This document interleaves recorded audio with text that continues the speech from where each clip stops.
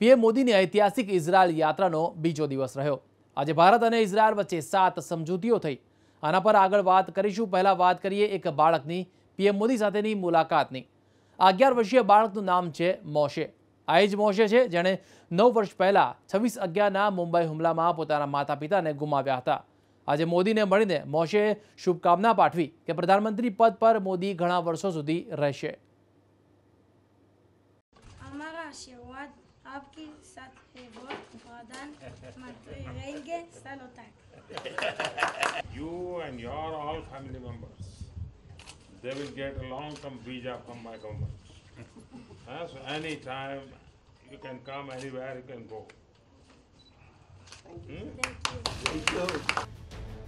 ઇઝરાયલની જેરુસલેમના આ દ્રશ્યો માનવતા તરફથી આતંકવાદ વિરુદ્ધ સૌથી મોટો જવાબ છે। પીએમ મોદીની સમક્ષ ઉભેલું આ બાળક મોશે હોલ્ટર્સબર્ગ છે। આ એ જ બાળક છે જેણે 26/11 મુંબઈ આતંકી હુમલામાં પોતાના માતા પિતાને ગુમાવ્યા। આતંકીઓએ મોશેના માતા પિતાને મારી નાખ્યા હતા। મોશેની આયા સાન્ડ્રાએ મોશેને બચાવ્યો હતો ત્યારે મોશે 2 વર્ષનો હતો અને હવે તે 11 વર્ષનો થઈ ચૂકેલો મોશે ઇઝરાયલમાં પોતાના દાદા દાદી સાથે રહે છે। મોશે ફરીથી મુંબઈ આવવા માંગે છે। This is my home. I hope I will be able to visit Mumbai. You and your all family members, they will get a long-term visa from my government. So anytime you can come, anywhere you can go. Thank you. Prime Minister Modi invited me Yes. to come to India. You will come with me to Mumbai.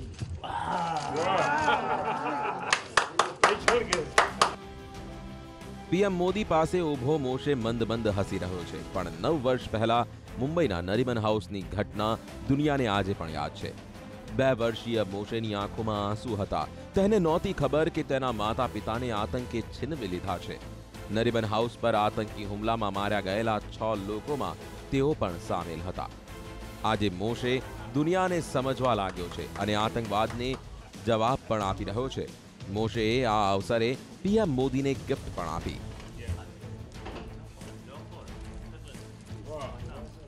Thank you for your very, very special gift.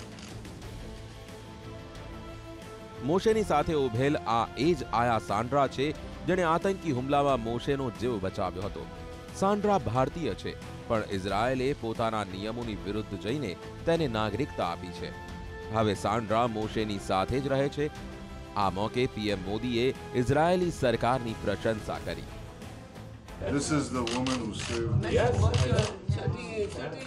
इंसान Your chief in charge of bomb squad, Yeah. he is from Maharashtra. Both can speak same language. can મોશેએ ઘણું ગુમાવ્યું છે પણ સમય અને હિંમતની સાથે તેના જખમ ભરાઈ ચૂક્યા છે। મોશે ખુશ છે કે પીએમ મોદીએ આ યાત્રા દરમિયાન સમય નીકાળી તેની સાથે મુલાકાત કરી। બ્યુરો રિપોર્ટ, એબીપી અસ્મિતા। પ્રધાનમંત્રી નરેન્દ્ર મોદી ઇઝરાયલના પ્રવાસે છે। તેઓ ભારતીય સમુદાયને સંબોધન કરવાના છે। ત્યારે સુરતમાં રહેતા હિન્દુસ્તાન ઇઝરાયલ સમાજે સદભાવના સમરસતા કાર્યક્રમનું આયોજન કર્યું છે। પ્રધાનમંત્રી નરેન્દ્ર મોદી ઇઝરાયલમાં જે સંબોધન કરવાના છે તેને સુરતમાં બેસીને તેઓ સાંભળશે અને તેના માટે ખાસ એલઈડી પણ લગાવવામાં આવી છે। આ કાર્યક્રમમાં મુંબઈ, પૂના, અમદાવાદમાં રહેતા યહૂદી સમાજના લોકો ઉપસ્થિત રહ્યા છે। નરેન્દ્ર મોદી જ્યારે સમાજને સંબોધવાના છે ત્યારે યહૂદી સમાજના લોકો સુરતમાં ભેગા થયા છે। એક પંડાલ બનાવ્યું છે, એલઈડી મૂકી છે અને નરેન્દ્ર મોદી જ્યારે ઇઝરાયલમાં જ્યારે પોતાનું વક્તવ્ય શરૂ કરશે ત્યારે તમામ વક્તવ્યને સાંભળશે અને ત્યારબાદ તે પ્રતિક્રિયા આપશે। કેટલા ઉત્સુક છે યહૂદી સમાજના એ લોકો અને અમદાવાદ, મુંબઈ અને પૂના સહિતના શહેરોમાંથી તે લોકો ઉપસ્થિત થયા છે અને ખાસ કરીને આ મોદીના પ્રવચનને સાંભળશે। નરેન્દ્ર મોદીને ઇઝરાયલ વિઝિટના પળેપણના દ્રશ્યો પણ તેઓ જોઈ રહ્યા છે। મોટી સંખ્યામાં મૂળ યહૂદી સમાજના લોકો સુરત ખાતે હાલ એકઠા થયા છે। અમદાવાદ, મુંબઈ, પુણેથી આ લોકો એકઠા થયા છે અને નરેન્દ્ર મોદીના સ્પીચની રાહ જોઈ રહ્યા છે। તેઓને નરેન્દ્ર મોદી પ્રત્યેનો અહોભાવ છે અને ખાસ એટલા માટે જ તેમણે આ કાર્યક્રમનું આયોજન કર્યું છે। યહૂદી સમાજના અગ્રણીઓએ આ ખાસ કાર્યક્રમનું આયોજન કર્યું છે। સુરતમાં એક ખાસ વ્યવસ્થા કરાઈ છે, પંડાલ બનાવ્યું છે અને તેમાં મોટી એલઈડી સ્ક્રીન મૂકવામાં આવી છે અને નરેન્દ્ર મોદીના વક્તવ્યને લાઈવ જોવામાં આવશે।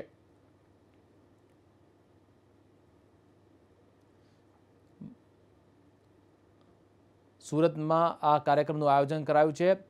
ઇન્ડો ઇઝરાયલ સામાજિક સદભાવનાના કાર્યક્રમ હેઠળ આ કાર્યક્રમનું આયોજન કરાયું છે, જેમાં LED સ્ક્રીન પર નરેન્દ્ર મોદીનું વક્તવ્ય લાઈવ જોવા માટે આ લોકો બેઠા છે.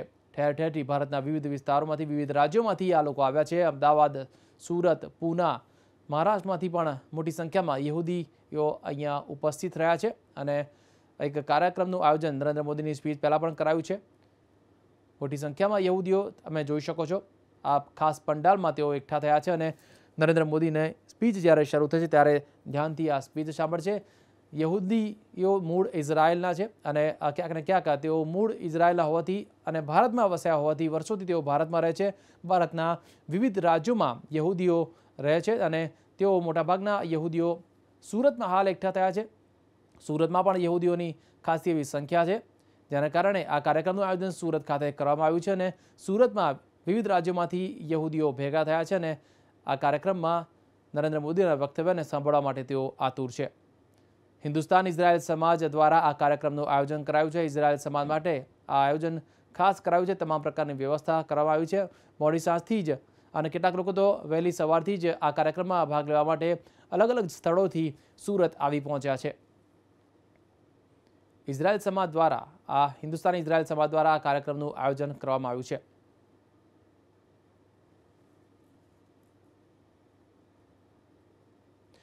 તો આ કાર્યક્રમમાં અત્યારે શું પરિસ્થિતિ છે અને કેવી તૈયારી છે એ વિશે વધુ માહિતી મેળવી અમારા સુરતના સંવાદદાતા ધનરાજ બાગલે પાસે. ધનરાજ, જે રીતે જોવા જઈએ તો હિન્દુસ્તાન ઇઝરાયલ સમાજના લોકો, યહૂદી સમાજના લોકોએ આ કાર્યક્રમનું આયોજન કર્યું છે. શું ખાસ વ્યવસ્થા કરાઈ છે અને શા માટે આ કાર્યક્રમનું આયોજન કરાયું છે?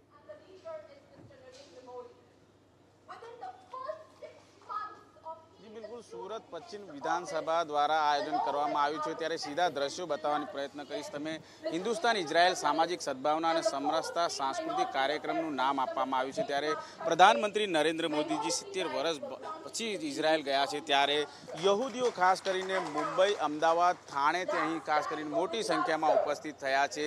તમે દ્રશ્યોમાં જોઈ શકો છો અહીં જે પ્રમાણે યહૂદી મોટી સંખ્યામાં આવ્યા છે ત્યારે અહીં જે LED સ્ક્રીન મોટી લગાવવામાં આવી છે તેમાં પ્રધાનમંત્રી નરેન્દ્ર મોદીજીનું ભાષણ અહીં સાંભળવામાં આવશે. મોટી સંખ્યામાં યહूदियों અહીં આવી પहुंचा છે ત્યારે કયા પ્રકારનો માહોલ છે तो आप बताइए किस प्रकार का उत्साह का माहौल देखने को मिल रहा है? सबसे पहले हम लोग बहुत ही खुश और बहुत ही आनंदी है हम लोग, क्योंकि हमारे प्राइम मिनिस्टर आज पहली बार 70 साल के बाद पहली बार अपने प्रधानमंत्री जी नरेंद्र मोदी वहाँ पहुँच रहे हैं और उन्होंने अभी हमारे समुदाय को, हमारे बेने इज़रायली समुदाय को वो आज संबोधित करेंगे. ये उत्साह हमारे में सब में, इसलिए हम लोग बम्बई, गुजरात, अहमदाबाद, सूरत में अलग अलग जगह से, थाना, वहाँ से हम लोग 100-150 जीव लोग यहाँ आए हैं सूरत में और आप लोगों के साथ बैठ के वो लाइव उनका जो भाषण है वो हम सुनने को यहाँ आए हैं. तो हम बहुत ही खुश हैं. किस तरह से देख रहे हो हिंदुस्तान इजराइल का दोस्ताना किस तरह से आगे बढ़ेगा? देखो, दोनों का कल्चर सेम है. इजराइल का और इंडिया का दोनों का कल्चर सेम है, दोनों की प्रॉब्लम सेम है. तो मुझे पूरी उम्मीद है कि ये जो विजिट, उनकी जो 3 दिन की विजिट है वो हमारे इन संबंधों को और दृढ़ करेंगे और विकास की और बढ़ेंगे हम लोग. ये हमें आपको कहना है. યહૂદી સમાજની મોટી સંખ્યામાં મહિલાઓ પણ ઉપસ્થિત થઈ છે. આપ बताइए कितने उत्साहित हो आज के दिन? અમે બહુ જ ઉત્સાહિત છે. ઘણું અભિમાન થાય છે અને ઘણી ખુશી પણ થાય છે. આટલા 70 વર્ષમાં આપણા પહેલી વખત નરેન્દ્રભાઈ મોદી ઇઝરાયલ ગયા, એનાથી ખરેખર બહુ ફરક પડશે આપણા દેશ માટે એમ જ ઇઝરાયલ માટે પણ. એ તો બહુ ખુશ છું. અને મોટી LED સ્ક્રીન લગાવવામાં આવી છે ભાષણ સાંભળવા માટે. એક પરિવારના સમૂહમાં બેઠા છો, કઈ રીતે? ખ્યાલ નહીં આવ્યો તમે શું? એક પરિવારના સમૂહમાં બેઠા છો, યહૂદી સમાજના અલગ અલગ જે રાજ્યોમાંથી લોકો આવ્યા છે અને મોટી LED સ્ક્રીન લાગી છે, કઈ રીતના જોશો? એ ખરેખર એક્સલન્ટ છે, મને બહુ ગમ્યું. આટલી મોટી સ્ક્રીન પર આમ લાગશે કે જાણે પ્રત્યક્ષ જોઈ રહ્યા છે એવું ફીલ થશે. તો ભારતભરમાં 4500થી વધુ યહૂદીઓ રહે છે ત્યારે ખાસ કરીને ગુજરાતના સુરતમાં આ પ્રમાણેનું આયોજન કરવામાં આવ્યું છે. ત્યારે જોઈ શકો છો અમદાવાદ, પુણે, થાણે તમામ જગ્યાઓ પરથી યહૂદી સમાજના જે લોકો છે અહીં મોટી સંખ્યામાં અહીં ઉપસ્થિત રહ્યા છે ત્યારે લોકોમાં ખાસો એવો उत्साह જોવા મળી રહ્યો છે. તમે જણાવો जिस प्रकार से माहौल यहाँ पर बना है, किस तरह से परिवार तरह लग रहा है और क्या कहना चाहते हो? प्रधानमंत्री मोदी जी 70 साल के बाद यहाँ से इजराइल गए हैं. ये अभी बहुत ज़्यादा करके सब मुंबई और सब जहाँ से गुजरात, महाराष्ट्र से सब जितना भी पूरा समाज आया है और हम लोग बहुत ही ईगर है मोदी जी का भाषण सुनने के लिए जो इजराइल में मोदी जी एड्रेस करने वाले हैं. तो ये हमारी एक बहुत सालों से एक मंशा रही कि ऐसा हो और ये मोदी जी ने करके दिखाया, तो वी आर प्राउड ऑफ, हमें गर्व है। ગર્વની લાગણી અહીં યહૂદી સમાજના લોકો 70 વર્ષ પછી પ્રધાનમંત્રી નરેન્દ્ર મોદીજી ઇઝરાયલ ગયા છે ત્યારે કહી શકાય કે સુરતના અડાજણ વિસ્તારમાં આ પ્રમાણેનું આયોજન કરવામાં આવ્યું છે ત્યારે પ્રધાનમંત્રી નરેન્દ્ર મોદીજીનું ભાષણ ટૂંક સમયમાં શરૂ થશે ત્યારે તેને સાંભળવા માટે યહૂદી સમાજના લોકો ભારે ઉત્સાહિત છે। આભાર ધનરાજ સમગ્ર માહિતી આપવા બદલ। તો ધનરાજ સુરતના અડાજણ વિસ્તારમાં ઊભો છે અને ધનરાજ જે રીતે બતાવ્યું કે સુરતના અડાજણ વિસ્તારમાં યહૂદી સમાજનો કાર્યક્રમ યોજાયો છે, ખાસ નરેન્દ્ર મોદીની સ્પીચ સાંભળવા માટે તેઓ અત્યારથી ઉત્સુક બેઠા છે। સમાચારોમાં આગળ વધી ઇઝરાયલની જ વાત કરીશું। ઇઝરાયલથી આજે પણ દિવસભર પીએમ મોદી અને ઇઝરાયલના પીએમ નેતન્યાહુ ઉમળકાભેર હાથ મિલાવતા અને ગળે મળતા દ્રશ્યો જોવા મળ્યા। આ દરમિયાન પોતાના સંયુક્ત નિવેદનમાં બંને દેશોએ આતંકવાદ વિરુદ્ધ મળીને લડવાની પણ વાત કરી। આજે બંને દેશો વચ્ચે પાણીથી લઈને સેટેલાઇટ સુધીના ક્ષેત્રમાં 7 સમજૂતીઓ થઈ।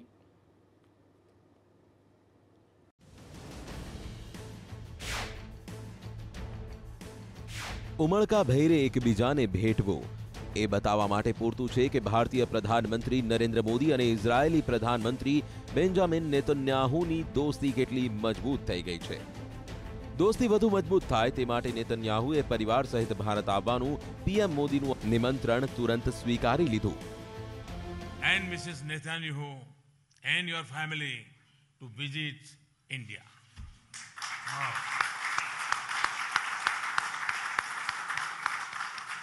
I again thank you for your warm welcome and hospitality. Thank you very much. Shalom. Thank you, and I accept. Bharat અને ઇઝરાયલ વચ્ચે 7 ખૂબ જ મહત્વની સમજૂતીઓ થઈ છે, જે છે ઇસરો અને ઇઝરાયલ વચ્ચે પરમાણુ ઘડિયાળ માટે કરાર, ભારતમાં જળ સંરક્ષણ માટે કરાર, ભારતના રાજ્યોમાં પાણીની જરૂરિયાત પૂરી કરવા માટે કરાર, કૃષિ માટે 3 વર્ષના કાર્યક્રમ પર કરાર, 260 કરોડ રૂપિયાના ભારતના Israel industrial research and development fund પર કરાર, જીઈઓ એલઈઓ ઓપ્ટિકલ લિંક માટે કરાર અને નાના સેટેલાઇટ્સને વીજળી માટે કરાર સામેલ છે। પીએમ મોદીની ઇઝરાયલ યાત્રાને ઇઝરાયેલી પ્રધાનમંત્રી નેતન્યાહુએ ન માત્ર વ્યક્તિગત બલકે રાષ્ટ્રીય અને આંતરરાષ્ટ્રીય રૂપથી મહત્વના ગણાવ્યા છે। આ પહેલા ઇઝરાયલના રાષ્ટ્રપતિ રૂવેન રિવલિન પ્રોટોકોલ તોડી પીએમ મોદીને રિસીવ કર્યા। આ મુલાકાતમાં પીએમ મોદીએ ઇન્ડિયા ઇઝરાયલના આઈનો ઉલ્લેખ કરી બંને દેશો વચ્ચેની મિત્રતાનો નવો મંત્ર આપ્યો। दुनिया में ट्रेड और कॉमर्स की डेफिनेशन में G2G, B2G ये सारे शब्द प्रयोग आपने किए, लेकिन रियल में मुझे लगता है हमारे बीच तो है I for I, I with I. यहाँ मैं वो आई फॉर आई जो पॉपुलर वर्ड है उसका उपयोग नहीं कर रहा हूँ। मैं इंडिया का आई, इजराइल का आई, तो I for I with I, मैं समझता हूँ ये टर्मिनोलॉजी पक्की मुझे नजर आ रही है। और जब हम लोग बोलते हैं इजराइल तो हमारे लोगों का फीलिंग आता है Israel is a friend means each real friend Israel. ઇઝરાયલમાં પીએમ મોદી જેરુસલેમની કિંગ ડેવિડ હોટલમાં પ્રેસિડેન્શિયલ સ્યુટમાં રોકાયા છે અને ધરતી પરની સૌથી સુરક્ષિત જગ્યા કહેવામાં આવે છે। દાવો છે કે કેમિકલ હુમલાથી લઈને મિસાઇલ સુધીનો હુમલો આના પર કોઈ જ અસર કરી શકતો નથી। તો આવો જોઈએ એક ખાસ હોટલ।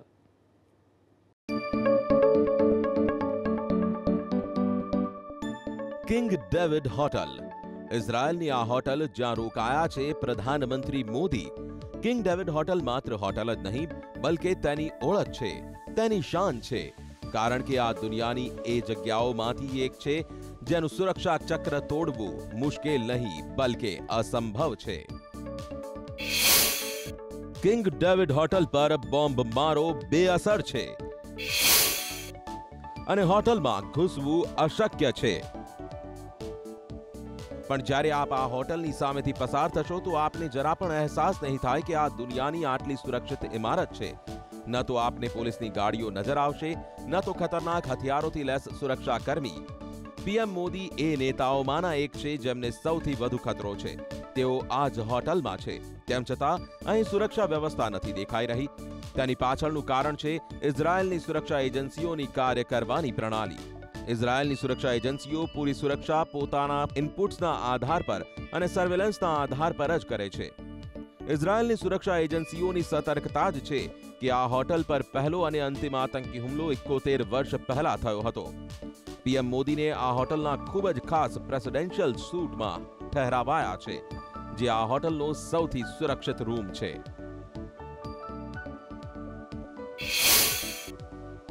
આની બારીઓ બુલેટ પ્રૂફ છે.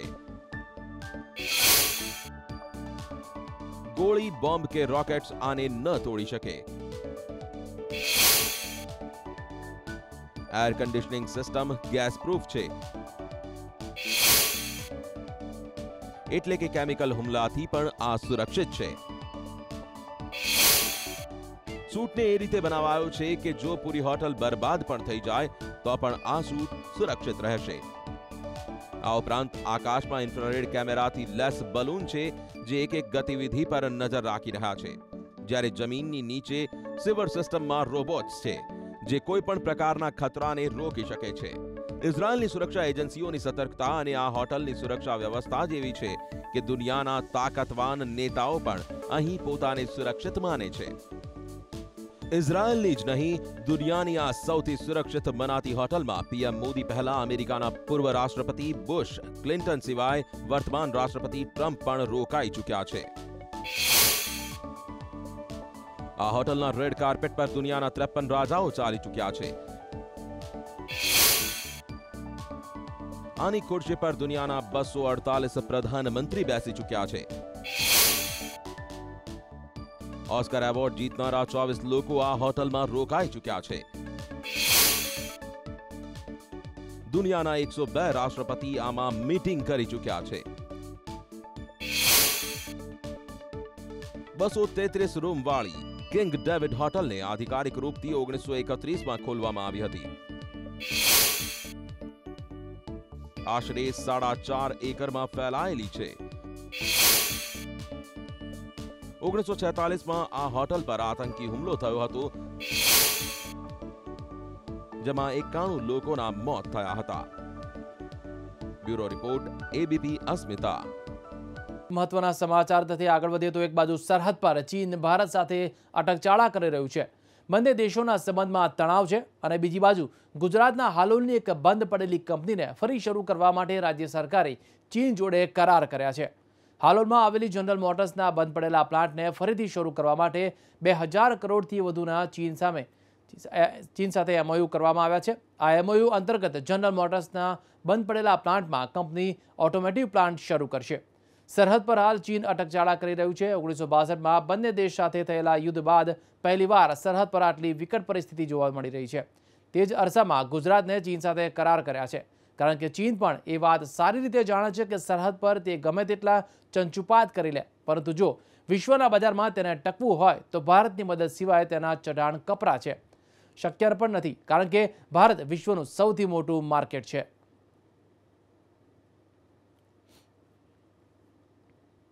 તો આ તરફ ચીને ભરી બતાવી છે આંખ. કહ્યું શાંતિ માટે સિક્કિમની પાસે ડોંગલાંગની સેના હટાવે ભારત. એટલું જ નહીં, ચીનના વિદેશ મંત્રાલયે તો પડકાર ફેંક્યો છે કે જો સ્થિતિ ન સુધરી તો ચીન પોતાના નાગરિકોને ભારત ન જવાનું પણ કહી શકે છે. સિક્કિમ સીમા પર ચીન અને ભારતીય સેનાના જવાનોની ધક્કામુક્કીની ઘટના પર શરૂ થયેલી તકરાર થમી નથી રહી. ચીને તો હવે ખુલ્લેઆમ ભારતને પડકાર ફેંક્યો છે. ભારત દુનિયાને એમ કહી ગેરમાર્ગે દોરી રહ્યું છે કે ચીન સિક્કિમની પાસે રસ્તો બનાવી રહ્યું છે. ભારત આંતરરાષ્ટ્રીય નિયમોને તોડીને બીજા દેશની હદમાં પોતાના સૈનિકો મોકલી રહ્યું છે.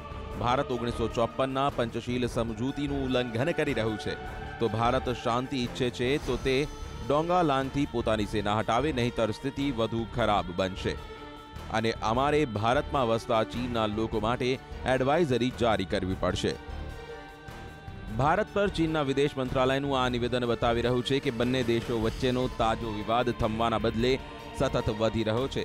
સંબંધોમાં તકરાર કઈ હદ સુધી પહોંચી ગઈ છે તેનું વધુ એક ઉદાહરણ છે ચીનના સરકારી અખબાર ગ્લોબલ ટાઈમ્સનો ધમકીભર્યો લેખ. ભારતના ઉકસાવવાથી ચીનની જનતામાં ગુસ્સો છે. ભારતીય જવાનોએ શિષ્ટતા સાથે સિક્કિમ સેક્ટરના ડોંગાલાંગથી પાછળ હટી જવું જોઈએ. જો આવું ન થયું તો ત્યાંથી ખદેડી દેવામાં આવશે. ચીનની આ ધમકીનો ભારતે કેવો જવાબ આપવો જોઈએ તે આપને બતાવીશું. તે પહેલા આપને પૂરો વિવાદ બતાવીએ. વિવાદ એ સમયે શરૂ થયો જ્યારે ભૂટાનની પાસે એક પહાડી વિસ્તારમાં ચીને રસ્તો બનાવવાનું શરૂ કર્યું. આ પહાડી વિસ્તારને ચીન ડોંગલાંગ, ભૂટાન ડોકલા અને ભારત ડોકલામ કહે છે. ભારત, ભૂટાન અને ચીન વચ્ચેના આ વિસ્તારમાં ચીન રસ્તાનું જાળ બિછાવવા માંગે છે. ચીન રસ્તો બનાવી કોઈ વિકાસ નહીં બલકે યુદ્ધની સ્થિતિમાં પોતાના બેઝ બનાવી રહ્યું છે. ભૂટાને ભારત સમક્ષ ચીનના રસ્તાના નિર્માણ કાર્યની ફરિયાદ કરી તો ભારતે વિરોધ નોંધાવ્યો. ત્યારબાદ ચીન આરોપ લગાવી રહ્યું છે કે ભારતીય સેનાના જવાનોએ ઘૂસણખોરી કરી છે અને હવે ચીન ધમકી આપી રહ્યું છે કે જો સૈનિકોને પરત ન બોલાવાયા તો સ્થિતિ યુદ્ધની નજીક પહોંચી જશે. ભારત અને ચીનના આ જુબાની જંગમાં ચીન વારંવાર ભારતને 1962ના યુદ્ધની હારની યાદ અપાવી રહ્યું છે. ચીનના સરકારી અખબાર ગ્લોબલ ટાઈમ્સે લખ્યું, જો ભારત એમ માને છે કે તે ડોંગલાંગ વિસ્તારમાં સેનાનો ઉપયોગ કરી શકે છે અને ચીન પાકિસ્તાન વિરુદ્ધ એક સાથ યુદ્ધ માટે તૈયાર છે તો આપણે ભારતને એ બતાવવું પડશે કે ચીનની સેનાની તાકાતને તે હળવાશથી લઈ રહ્યું છે. જો યુદ્ધ થયું તો ભારતને 1962થી વધુ મોટું નુકસાન થશે. એ વાત સાચી છે કે 1962માં ભારતને ચીનના હાથે હાર મળી હતી, પણ ત્યારે ભારતીય સેનાને તૈયારીનો મોકો પણ મળ્યો નહોતો કારણ કે ચીને દગાથી હુમલો કર્યો હતો. પણ હવે સ્થિતિ બદલાઈ ચૂકી છે. ભારત પાસે એવી સેના છે જેને જમીન, હવા અને સમુદ્રમાં હરાવવી અશક્ય છે. ચીનના વિદેશ મંત્રાલયે ભારતને પડકાર ફેંક્યો તો ત્યાંના મીડિયાએ ઝેર ઓક્યું. આ પહેલા ચીનના જંગી જહાજ હિન્દ મહાસાગરમાં દેખાયા હતા. ભારતનું જીસેટ ઉપગ્રહ, તેને રૂકમણીના નામથી ઓળખવામાં આવે છે, તેણે ચીનના જંગી જહાજને હિન્દ મહાસાગરમાં જોયા. સ્પષ્ટ છે ચીન છંછેડાયું છે. તેની ચાલોથી ભારત પર દબાણ બનાવવાની કોશિશ કરી રહ્યું છે. બ્યુરો રિપોર્ટ, એબીપી અસ્મિતા. તો દેશ પરદેશમાં અત્યારે બસ આટલું જ. વધુ સમાચાર માટે આપ જોતા રહો એબીપી અસ્મિતા.